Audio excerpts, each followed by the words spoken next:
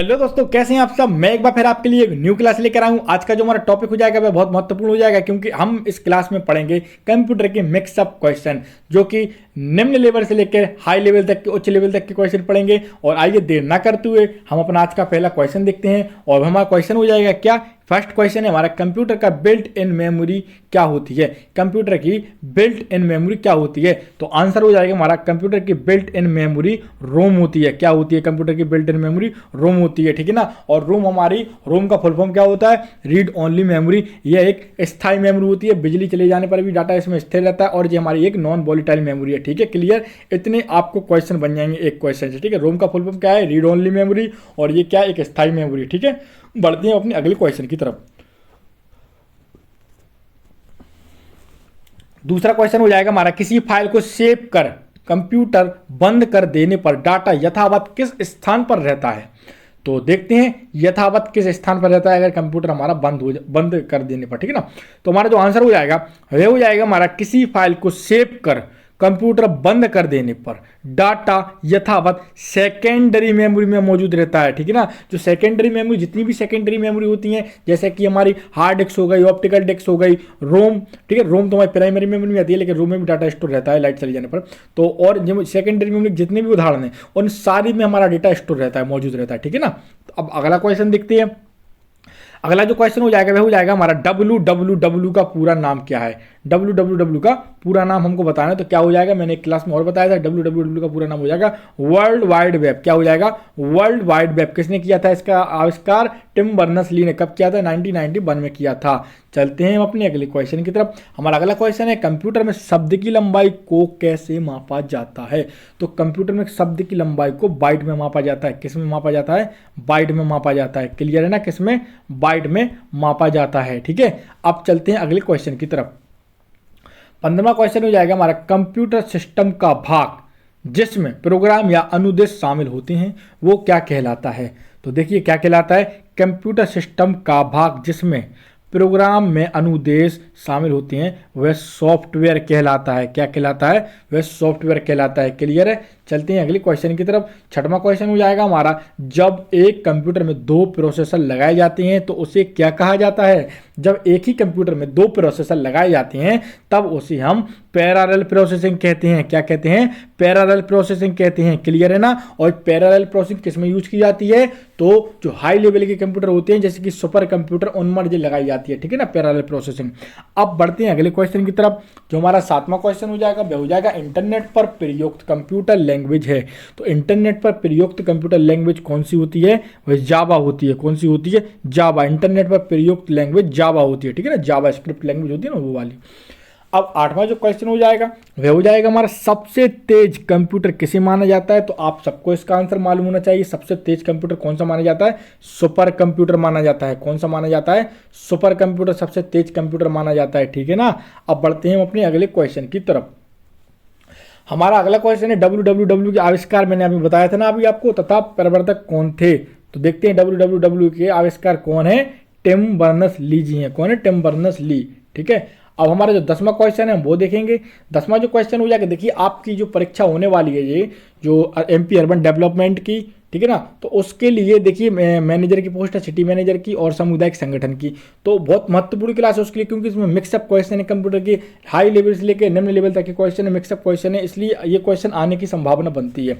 अब 10वां क्वेश्चन देखेंगे। 10वां क्वेश्चन है हमारा, URL का फुल फॉर्म क्या होता है? Universal resource locator. क्या होता है? Uniform resource locator. क्या होता है? यूनिफॉर्म रिसोर्स लोकेटर, ठीक है ना। तो यहाँ पर क्वेश्चन क्या है? URL HTTP, बाकी ये वेबसाइट है www में HTTP का क्या है, HTTP क्या है, तो ये बताना है। तो अब चलते हैं आंसर की तरफ। आप आंसर देख रहे होंगे, यहाँ पर उत्तर है हमारा, URL में HTTP एक प्रोटोकॉल है। क्या है?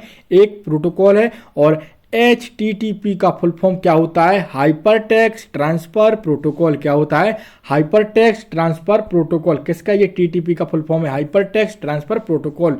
क्लियर है ना। अब बढ़ते हैं आगे की तरफ। 11वां क्वेश्चन देखेंगे। थोड़ा सा देखिए, ब्राउज़र क्या है उसकी डेफिनेशन दी गई है। आप एक बार ब्राउज़र जान लेंगे तो आपको बहुत ही ज़्यादा इसमें यूज़फुल होगा, क्योंकि कंप्यूटर में कहीं से भी क्वेश्चन आ जाए आप इसको टिक कर सकते हैं ब्राउज़र को लेकर, ठीक है ना। तो देखते हैं क्या है ब्राउज़र क्या है। अब यहाँ से जानेंगे। ब्राउज़र इंटरनेट पर वेब पेज सर्च करने वाला एक सॉफ्टवेयर है। वेब ब्राउज़र एक ऐसा सॉफ्टवेयर होता है जो आपके इंटरनेट पर उपलब्ध सामग्री जैसे ब्लॉग, वेबसाइट पर उपलब्ध लेख, इमेज, वीडियो और ऑडियो, गेम्स आदि को देखने और प्रयोग करने में आपकी सहायता करता है। कुछ बेहद पॉपुलर ब्राउज़र हैं, ठीक है। तो कुछ पॉपुलर ब्राउज़र को भी देख लीजिए कौन कौन से होती हैं। तो देखिए गूगल क्रोम, ठीक है, क्या एक ही नाम है ये, Google Chrome, safari, Mozilla, Firefox, opera, ये हमारे क्या है, ये हमारे वेब ब्राउज़र हैं। क्या है हमारे, ये वेब ब्राउज़र हैं, आप इनको नोट भी कर सकते हैं। अब देखते हैं अपना 12वां क्वेश्चन क्या है हमारा। 12वां क्वेश्चन देखेंगे। 12वां क्वेश्चन है हमारा, कंप्यूटर वायरस क्या है। कंप्यूटर वायरस क्या है। तो देखिए कंप्यूटर वायरस एक सॉफ्टवेयर प्रोग्राम होता है जिसे खास तौर से कंप्यूटर को नष्ट करने के लिए बनाया गया होता है। कंप्यूटर वायरस एक सॉफ्टवेयर होता है। देखिए क्या है यहाँ पर क्वेश्चन क्या है हमारा, क्वेश्चन है हमारा कंप्यूटर वायरस क्या होता है। आप देखिए कंप्यूटर वायरस की डेफिनेशन जान लीजिए क्या होती है। कंप्यूटर वायरस एक सॉफ्टवेयर प्रोग्राम होता है। क्या होता है, एक सॉफ्टवेयर प्रोग्राम होता है जिससे खास तौर से कंप्यूटर को नष्ट करने के लिए बनाया गया होता है, ठीक है ना। कंप्यूटर में जितनी भी फाइल्स वगैरह होती हैं उन सबको नष्ट कर देता है। क्लियर है। अब बढ़ते हैं अपने 12 से 13वें क्वेश्चन में। थोड़ा सी और इसकी डेफिनेशन दी गई है। तो वायरस का पूरा नाम भी आप लोग जान लीजिए, ये अभी आपके लिए बहुत ज़्यादा इंपॉर्टेंट होने वाला है। वायरस का अगर फुल फॉर्म आपसे पूछे तो क्या हो जाएगा, ये हो जाएगा हमारा whittle information resource under seize. क्या हो जाएगा, whittle information resource under seize, ये हमारा वायरस का फुल फॉर्म हो गया। वायरस कंप्यूटर में छोटे छोटे प्रोग्राम होते हैं जो ऑटो एग्जीक्यूट प्रोग्राम होते हैं। क्या होते हैं, छोटे छोटे प्रोग्राम होते हैं जो ऑटो एग्जीक्यूट प्रोग्राम होते हैं, जो अपने आप कार्य करते हैं, जो कंप्यूटर में प्रवेश करके कंप्यूटर की कार्य प्रणाली को प्रभावित करती हैं, ठीक है ना। किसको प्रभावित करते हैं, कंप्यूटर की कार्य प्रणाली को नष्ट कर देते हैं, ठीक है ना, प्रभावित कर देते हैं। अब देखते हैं ईमेल के बारे में थोड़ा सा जानेंगे। ईमेल क्या है इसके बारे में भी आप जान लीजिए, ठीक है ना। तो अब देखते हैं ईमेल के बारे में, ये देखेंगे, यहाँ से स्टार्ट करते हैं। ईमेल का फुल फॉर्म क्या होता है, सबसे पहले ये जानेंगे। तो ईमेल का जो फुल फॉर्म होता है वह होता है इलेक्ट्रॉनिक मेल। क्या होता है, इलेक्ट्रॉनिक मेल हमारा ईमेल का फुल फॉर्म हो जाएगा। अब ईमेल का आविष्कार यानी फादर्स किसे कहा है, रेमंड टॉमलिंसन। किसको कहा जाता है, रेमंड टॉमलिंसन को हमारा ईमेल का फादर कहा जाता है, ठीक है ना, यानी जनक कहा जाता है, इसने इनका आविष्कार किया था।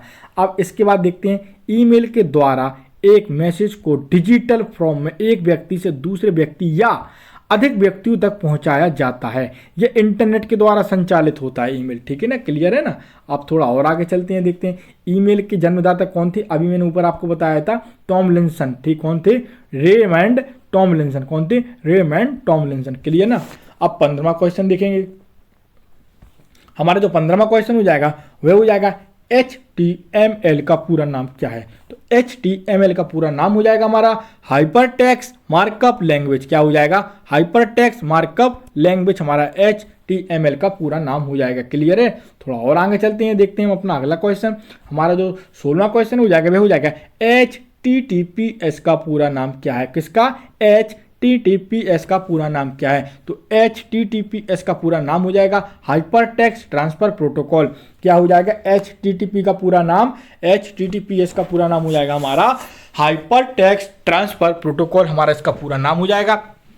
इसके बाद हमारा क्या हो जाएगा, इसके बाद थोड़ा सा इससे कर लेते हैं। हाँ, HTTPS प्रोटोकॉल OSI मॉडल के ट्रांसपोर्ट लेयर पर काम करता है। किस पर काम करता है, ये हमारा HTTPS प्रोटोकॉल OSI मॉडल के ट्रांसपोर्ट लेयर पर काम करता है, जो लेयर सिक्योरिटी के लिए जानी जाती है। देखिए एक क्वेश्चन आपसे ये भी पूछा जा सकता है कि OSI की कौन सी लेयर है जो सिक्योरिटी लेयर के नाम से जानी जाती है। तो कौन सी है, ट्रांसपोर्ट लेयर है। कौन सी लेयर है, ट्रांसपोर्ट लेयर है, क्लियर है। अब देखते हैं अपना 17वां क्वेश्चन। 17वां क्वेश्चन है सर्वप्रथम आधुनिक कंप्यूटर का आविष्कार कब हुआ था। तो सर्वप्रथम आधुनिक कंप्यूटर का आविष्कार 1946 में हुआ था। कब हुआ था, 1946 में हुआ था, क्लियर है। अब और आगे देखते हैं। 18वां क्वेश्चन हो जाएगा हमारा कंप्यूटर की भौतिक बनावट को क्या कहते हैं। तो कंप्यूटर की भौतिक बनावट को हार्डवेयर कहते हैं, जिसे आप हाथ से छू सकते हैं, महसूस कर सकते हैं, और जिसे आप हाथ से ना छू सकें वह क्या कहलाता है, वह सॉफ्टवेयर कहलाता है दोस्तों, क्लियर है। देखते हैं 19वां क्वेश्चन। 19वां जो क्वेश्चन हो जाएगा वह हो जाएगा सभी तार्किक एवं गणितीय परिकलन जो कंप्यूटर द्वारा किए जाते हैं कहाँ पर होते हैं, सेंट्रल प्रोसेसिंग में होते हैं। कहाँ होते हैं, सेंट्रल प्रोसेसिंग में होते हैं। क्लियर है ना, सेंट्रल प्रोसेसिंग में होते हैं, ठीक है ना।